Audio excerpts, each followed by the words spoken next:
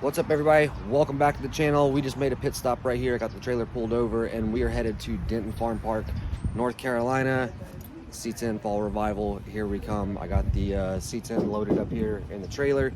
We are going as a vendor this weekend too, but we're taking the C10 out. It's going to be a huge show. It's supposed to be about 2,000 trucks. If you guys love C10s, square bodies, classic trucks, all that good stuff, this is the video you guys are going to watch. I promise you won't be disappointed. There's going to be some amazing trucks here. The vendors list is crazy, like super excited about it. This is going to be an awesome show to close out the season. Definitely a show you guys don't want to miss. Put this on your calendar. I'll see you guys at the farm park.